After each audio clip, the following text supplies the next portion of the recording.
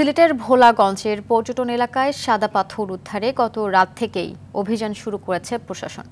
অভিযানে ভোলাগঞ্জের কালাইরাগ এলাকা থেকে জব্দ করা হয়েছে লুট হওয়া 12,000 ঘনফুট পাথর।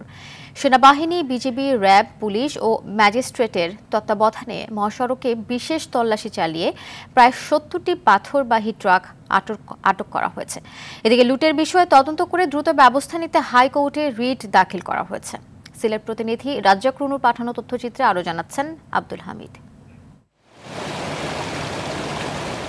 সিলেটের ভোলাগঞ্জ সীমান্তের শূন্যরেখার কাছে ধলাই নদের উৎসমুখে 15 একর এলাকা জুড়ে সাদা পাথরের অবস্থান।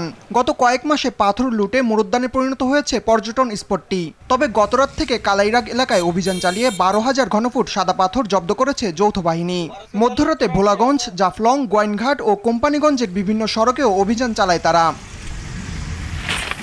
রাতেই উদ্ধারকৃত পাথর সাদা পাথর স্পটে বিছিয়ে দেওয়া হয়েছে বলে জানিয়েছে স্থানীয় প্রশাসন। গতকাল রাত থেকে শুরু হয়েছে অভিযান এবং এটা আপনার পরবর্তী নির্দেশ না দেওয়া পর্যন্ত এবং যতক্ষণ পর্যন্ত না এটা অফ হবে আমরা আশা করি আমাদের অভিযান পরিচালনা অব্যাহত রাখবে। গত এক সপ্তাহ ধরে লুটপাট চালিয়ে এলাকাটির প্রায় 80% পাথর তুলে ফেলা হয়েছে। হাতিয়ে নেওয়া হয়েছে কয়েকশো কোটি টাকা। এত বাহিনী থাকতে, পুলিশ বাহিনী, র্যাব বাহিনী, সেনাবাহিনী থাকতে অত বড় নদীর ভিতর থেকে অতগুলা পাথর এক রাত্রের ভিতরে উঠাই নিয়ে গেল গা।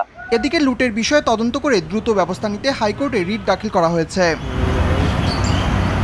পাথর চুরির অভিযোগে কোম্পানিগঞ্জ উপজেলার পূর্ব ইসলামপুরের ইউপি চেয়ারম্যান আলমগীর আলমকে গ্রেফতার করেছে পুলিশ।